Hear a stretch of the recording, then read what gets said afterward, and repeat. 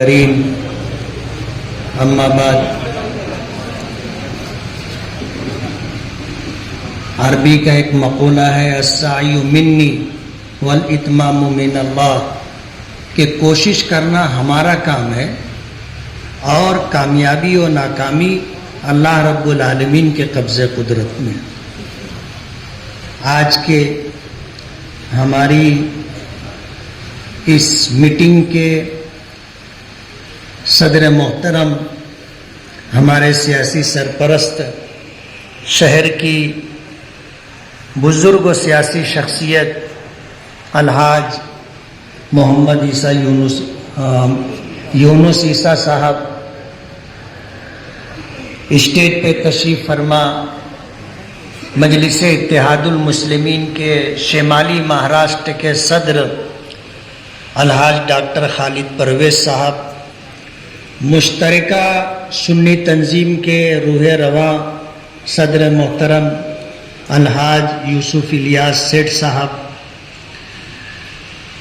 Stage पर बुजुर्गों और दोस्तों, आज की हमारी इस मीटिंग का उन्वान है कि शहर में सियासी, समाजी, शहरी, तालीमी सुलगते मसाइल पर आज हम सर जोड़ करके बैठे। ये हमारी इलेक्शनी मीटिंग नहीं है। इलेक्शन का ऐलान होगा, फिर इलेक्शनी प्रोग्राम शुरू करेंगे।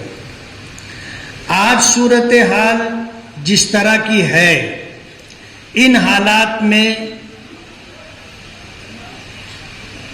शहर के मौजूदा मसाइल पर हम सर जोड़ करके बैठे हैं।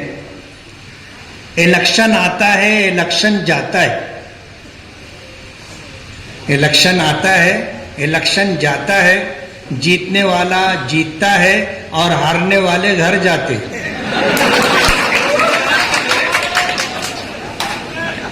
नींद आए ना आए ये उनका मसला है, बार बार हॉस्पिटल जाना पड़े ये उनका मसला है, क्लिनिक में पर्दे के पीछे बैठकर सलाइन लगवाना और बैठ करके सलाइन की नली पकड़े रहना ये उनका मसला है। जीत हार होती है। 2014 का इलेक्शन हम भी आ रहे थे, हमने किसको तकलीफ दी थी? हमने किसकी जाती जिंदगी पर उंगली रखी थी? हम में से कौन दूध का धोया हुआ है? तुम दूसरों के गिरेबान में हाथ डालने की कोशिश कर रहे हो, पहले थोड़ा सा अपना गिरेबान भी झांक लो ना। मुझे नहीं कहना चाहिए था, अच्छा नहीं लग रहा है, वरना आपको मैं ये आगाही दे दूं कि जैसे ये ऑडियो रिकॉर्डिंग आप वायरल कर रहे हो और वक्फे वक्फे से कर रहे हो, हम साइकिल पर बैठने वालों की और रिक्शे पर बैठने वालों की ऐसी ऑडियो और वीडियो शूटिंग रोजाना वायरल कर सकते हैं। है हमारे पास मवाद। इलेक्शन से पहले हमारे पास वो सारी बातें आ गई थी जो आपके घर से शुरू हुई थी, लेकिन हमने उन लोगों से जो ये बात लेकर के आए थे बहुत सफाई के साथ कह दिया था कि भाई बेटी बेटी होती है, चाहे वो किसी की भी हो, बहन बहन होती है, चाहे वो किसी की भी हो। दो जुमला कह करके हमें उनको पैगाम देना था कि हम शुरू करेंगे भुरकी भौजी से लेकर के और चांदौड़ बंबई से लेके मालेगांव तक की कहानी सुना सकते, लेकिन हम सियासत में किसी की जाती जिंदगी तक नहीं जाना चाहते। ऐब से पाक अल्लाह की जात है। गुनहगार कौन नहीं है? आप अपने सीने पर हाथ रख करके बताइए आप दूध के धोए हुए हैं। बहुत मशहूर जुमला है, बद अच्छा बदनाम बुरा, कि एक आदमी गुनाह करता रहता है लेकिन किसी को खबर नहीं होती तो वो बहुत पाकबाज समझा जाता है, समाज में मुअज़्ज़ज़ समझा जाता है। और किसी आदमी का अगर कोई ऐब जग जाहिर हो गया तो वो बदनाम हो जाता है। कहते हैं ना, बद अच्छा बदनाम बुरा, कि आदमी गुनाह करता रहा और लोगों में अच्छा रहा, और एक आदमी उसका कोई ऐब लोगों के दरमियान वायरल हो गया तो वो बदनाम हो गया, बुरा हो गया। आप बेखौफ मत रहो, तुम्हारे भी सैकड़ों करतूत हमारे पास हैं। आप इसको आगाही समझो या आप इसको हमारी शरई मजबूरी समझो कि हम नहीं कर रहे हैं। हमें पता है और हमारा ईमान और यकीन है सरकार दो आलम सल्लल्लाहु अलैहि वसल्लम की हदीस मुबारका पर कि अगर हम आपके ऐब को जाहिर करेंगे तो अल्लाह हमारे ऐब लोगों के दरमियान लेकर के आ जाएगा। तुम लाख छुपाना चाहोगे, ऐब छुपेगा नहीं। और मैं आपको बता देना चाहता हूं, जो लोग आपकी नाक का बाल बने हुए हैं, आपके तमाम अच्छे बुरे कामों में आपके साथ शरीक हैं, वो मजहबी एतबार से हमारे भक्त हैं।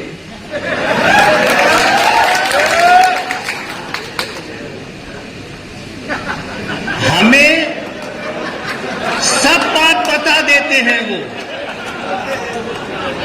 अभी कलीम दिलावर साहब एक बात कहने लगे कि इलेक्शन हो गया था और पूरे शहर में जीत का जश्न मनाया जा रहा था, जुलूस निकाले जा रहे थे, हजारों लोग साथ साथ में बगैर परमिशन और एनओसी के घूम रहे थे, लाइटिंग शुरू कर दी गई थी और हरी झंडियां और झंडे लगाए जा रहे थे।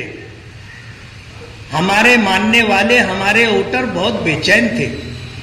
हमने उनको जमा किया और एक पैगाम दिया और हमने उन्हें अपना हिसाब बताया कि अगर आगरा रोड के उस तरफ हमें 20,000 वोट मिल गई तो हम जीत जाएंगे। अपने लोगों को हमने अपनी गणित बताई कि कहां से हमें कितना कितना वोट मिलना है।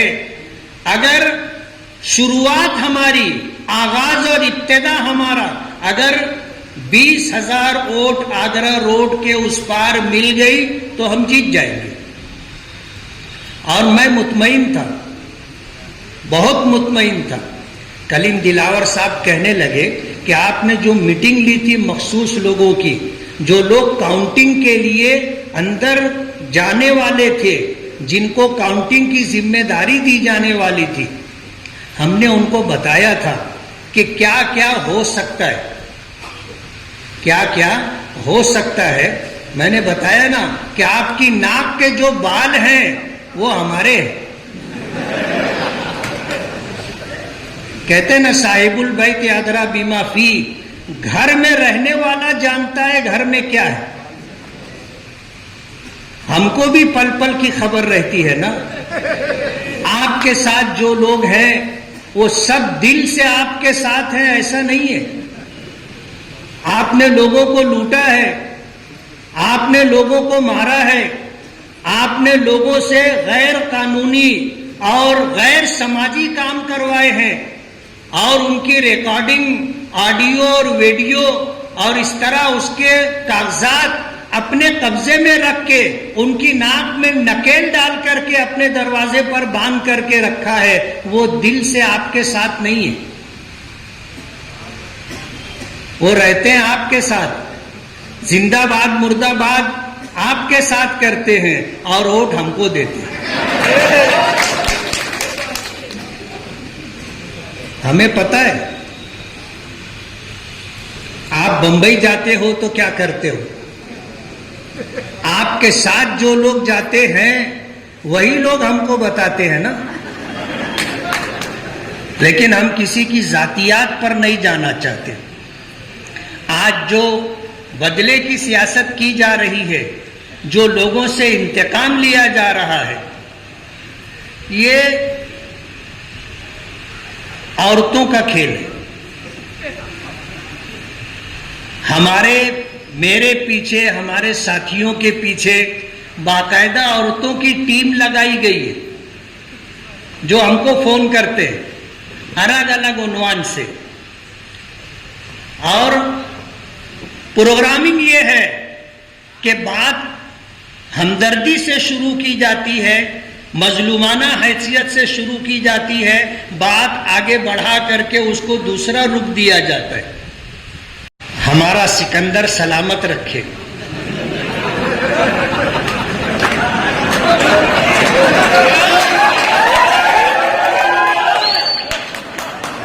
मैं कुछ और कहना चाहता हूं, आप कुछ और समझ रहे हैं। अल्लाह हमारी इज्जत सलामत रखे, अल्लाह हमारी कामयाबी सलामत रखे।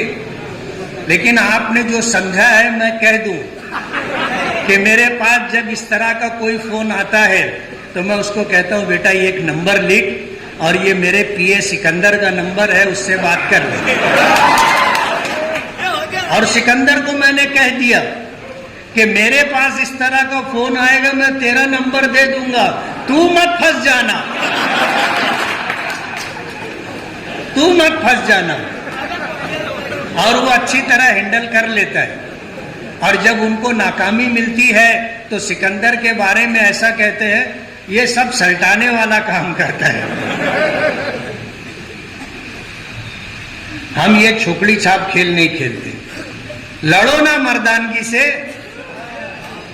तुमने कौन सी कसर बाकी रखी थी और इलेक्शन में कौन सा हरबा आपने इस्तेमाल नहीं किया था? साम दाम दंड भेद सब इस्तेमाल कर लिया था ना। और इसकी वजह से तुम्हें असबाब के दर्जे में अपनी जीत का 100% यकीन था, लेकिन तुम खुदा को भूल करके चल रहे थे, खुदा को भूल करके चल रहे थे। मैं बिल्कुल मुतमईन था कि मैं जीत जाऊंगा। ये हमारे साथी लोग बैठे हैं, जाहिर बात है एक खुदाई निजाम है जो इस दुनिया में चलता है। ये दुनिया अल्लाह चलाता है, उसके गैबी निजाम से ये दुनिया चलती है। बाकी ये जो कुछ दिख करके आता है, ये तो एक नुमाइशी चीज है, करने वाली जात अल्लाह की है, उसी के करने से होता है। तुमने क्या कसर छोड़ी थी? कोई कसर बाकी नहीं रखी थी। काउंटिंग हो रही थी तो बंबई से, दिल्ली से फोन आ रहे थे ना। 2 बजे, पौने 2 बजे काउंटिंग मुकम्मल हो गई थी। रात के 8:30 9 बजे तक वही झिक झिक झिक झिक झिक झिक चालू थी। हम तो एक मर्तबा भी ऑब्जर्वर से बात करने नहीं गए। वहां पहुंचे, कुर्सी लगाकर एक किनारे बैठ गए। दोपहर का वक्त था, खाना नहीं खाए थे, खाना मंगवाए, वहीं खाना खाए। रात हो गई, फिर भूख लगी, खाना मंगवाए, वहीं खाना खाए। हम नहीं गए ऑब्जर्वर के पास। आखिरी दर्जे में जब कभी कोई बात रही तो मैंने डॉक्टर खालिद परवेज से कहा कि डॉक्टर साहब आप देखो। कहा, ये लोग गए, अपने तौर पे बात किए। और अभी जैसे डॉक्टर खालिद परवेज साहब ने बताया कि हमारी पार्टी के कौमी सदर बैरिस्टर असदुद्दीन ओवैसी साहब मजलिसे इत्तेहादुल मुस्लिमीन के तमाम जिम्मेदारान, महाराष्ट्र के कहो और मुल्क के कहो, उनका फोन था कि आप रिकाउंटिंग की इजाजत मत देना, एनओसी मत देना। डॉक्टर साहब ने इसका तस्करा किया। अंदेशा था कि नतीजे बदल सकते, लेकिन जिसे अल्लाह रखे उसे कौन चखे। मैं जब ऑब्जर्वर के पास गया तो बड़ी अजीब व गरीब बात उसने कही। थोड़ा सा झुक करके उसने कहा कि मैं लोग लोकतंत्र की हत्या नहीं होने दूंगा। और डॉक्टर साहब ने दूसरा जुमला बताया कि इंसाफ अगर हो रहा है तो इंसाफ दिखना भी चाहिए। उसने कुछ काम करवाया और वो काम हमने कर लिया। उसके बाद उसने मुझसे इजाजत चाहिए और ये कहा कि मैं आपको शब्द देता हूं कि न मशीन बदलेगी और न काउंटिंग में वोटों की गिनती में कोई फर्क आएगा, आप एनओसी दो। तमाम लोगों की मुखालफत के बाद भी मैंने एनओसी दे दी। और क्या हुआ आपने देखा। कहते हैं ना कि किस्मत की खूबी देखिए, टूटी कहां कमन, दो चार हाथ जब के लबे बाम रह गए। चढ़ते चढ़ते चढ़ते चढ़ते जब छत के करीब पहुंचे, हाथ बढ़ाए, रस्सी टूट गई और 162 फीट नीचे गिरे।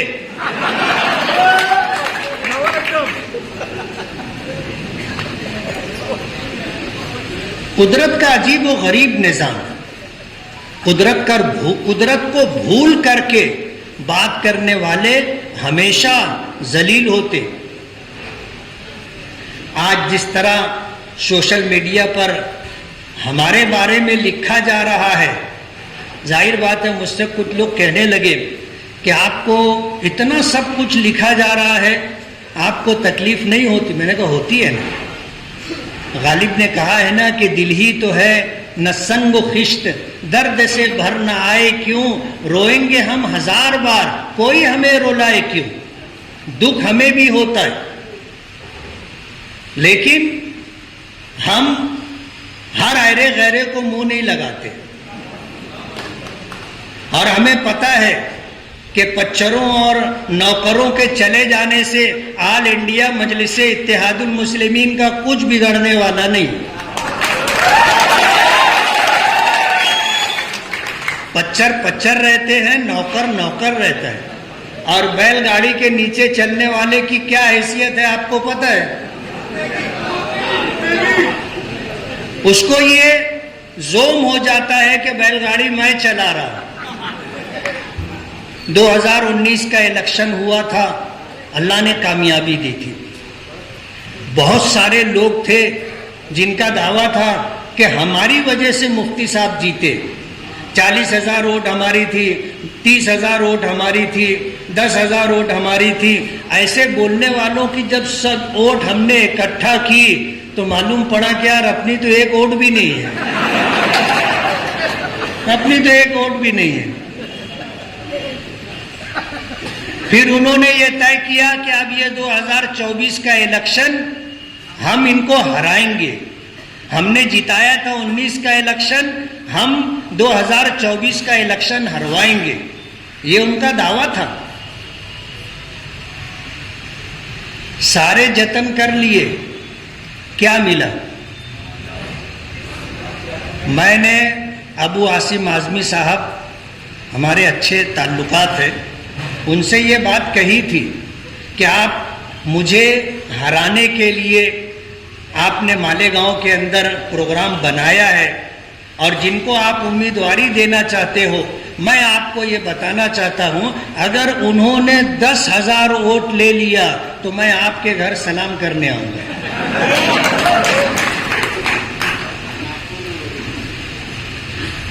मैंने नागपुर असेंबली इजलास में इलेक्शन से पहले जो था सर्दी का इजलास, उस वक्त उनसे कहा था, उनको भी कुछ धक्का लगा था मेरी बात से।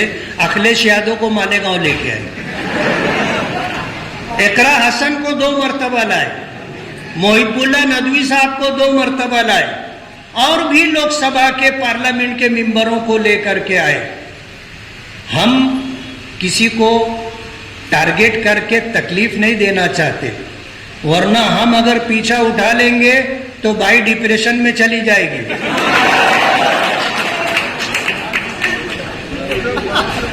समझ रहे हो आप? बोले अगर हमको 1 लाख वोट मिलेगी और अगर 50,000 वोट मिली तो हम समझेंगे कि सियासी तौर पर हम हार गए। आप देख लो 10,000 रोड भी नहीं मिली, और जब से थोड़ा पर्दे से वो गायब भी है, पर्दे से गायब है। हम जातियात पर नहीं बात करना चाहते। आज शहर में जिस तरह का माहौल है, हर शहरी परेशान। अंडरग्राउंड ड्रेनेज की स्कीम लाई गई और मोटी मोटी रकम ले ली गई, और नदी के उस पार जहां पाइपलाइन डाली गई वहां पर मरम्मत भी कर दी गई, पेच वर्क भी कर दिया गया, और नदी के इस तरफ पूरे शहर को खंडर बना दिया गया। कोई सुनवाई नहीं है। बार बार कहने के बावजूद प्रशासक हो या कारपोरेशन के ऑफिसरान हो, उनकी भी जेब मोटी हो गई है। कोई मानने सुनने के लिए तैयार नहीं। शहर का एक एक फर्द परेशान। जुआ और सट्टा आम बात हो गई है। नशा और चीजों की खरीदो फरोख्त का मालेगांव मरकज बन गया है। ट्रक से गांजा आता था और मालेगांव से अतराफ के जिलों तक पहुंचता था। हद हो गई, गुजरात तक मालेगांव से जाता था। कुत्ता गोली जितने बड़े पैमाने पर मालेगांव में सप्लाई की जा रही है, जानने वालों को पता है। हालात ऐसे हो गए, अब तो एमडी भी ला करके बेची जा रही है ना। और प्रशासन को पूरा पता है और खबर है। उनकी मिली भगत के बगैर, मेरी बात याद रखें, उनकी सरपरस्ती और मिली भगत के बगैर ये कुछ भी गैर कानूनी काम नहीं हो सकता। बड़े ऑफिसरान, शायद उनको मेरी बात बुरी लगे, उनका हाथ इसमें ना हो, लेकिन मैं उनको कहना चाहता हूं कि आपके हाथ के नीचे जो लोग हैं वो काली भेड़ हैं। वो लोग हफ्ता लेते हैं, मैं खुल करके कह रहा हूं, वो हफ्ता लेते हैं और जराइम पेशा लोगों की सरपरस्ती करते हैं। और कुछ आपके ऐसे लोग हैं जो इस खोटे धंधे में पार्टनर भी हैं। मैं समझ रहा हूं मेरी बात कहां तक जाएगी, और मैं चाहता हूं कि मेरी आवाज सरकार तक पहुंचे, वजीर आला तक पहुंचे। हम चाहेंगे, ये हमारा शहर है, ये हमारे अपने लोग हैं, यहां की भलाई हमारी भलाई है और यहां का नुकसान हमारा नुकसान है। ऑफिसरान आएंगे, अपना टाइम पीरियड पूरा करेंगे, चले जाएंगे। शहर अगर बिगड़ गया, शहर की सत्यानाशी हो गई तो हमारा नुकसान है। हम बोलेंगे और खुल करके बोलेंगे। आज अंडरग्राउंड ड्रेनेज कंपनी जिस तरह भेदभाव कर रही है, नदी के उस पार रवैया कुछ और है और नदी के इस तरफ रवैया कुछ और है। इस सिलसिले में शहर वालों को बेदार होना पड़ेगा। जब इनका संदल उठाएंगे तब जाकर के इनको होश आएगा। आप हमको फोन करते हो, हम उनसे बात करते हैं, वो हमको आश्वासन दे देते हैं और कोई कार्रवाई नहीं होती। हम सबको, अभी जैसे डॉक्टर खालिद साहब ने कहा कि अब हमको रोड पर आना पड़ेगा, और अगर हम कुछ कर रहे हैं तो क्या हो रहा है ये लोगों को दिखना भी चाहिए। हम दिखाएंगे। हमारा मिजाज नहीं है, लेकिन जब करने पर आते तो आगरा रोड बंद किए थे ना। कमिश्नर को आना पड़ा था, हम दोनों बाजू बाजू में खड़े थे। कोई सरफिरा था, गटर से डब्बा भर लाया गंदा पानी, और जब डाला तो मेरे और उसके ऊपर दोनों पे आधा आधा आया। तो ये सब कुछ हम कर सकते। हमारे पास भी ऐसे सरफिरे वर्कर हैं, नहीं है ऐसी बात नहीं, हमें पता है, और हम वो सब कुछ कर सकते हैं जिसके करने की तुम हमको धमकी देते हो। हमने कोई चूड़ियां नहीं पहन रखी और हम कभी डरते भी नहीं। तुम निकलते हो तो अपने साथ जुलूस लेके निकलते हो, हम तो दिन हो या रात अकेले निकलते हो, अकेले निकलते। प्रशासन परेशान है, डिपार्टमेंट परेशान है, मना करता है, तुम कहीं भी उठे पुठे गाड़ी लेकर के निकल जाते। हमने किसी का बिगाड़ा नहीं है, ऊपर वाला हमारी हिफाजत करता है, हमारा कुछ बिगड़ेगा नहीं। अभी हम लोग आ रहे थे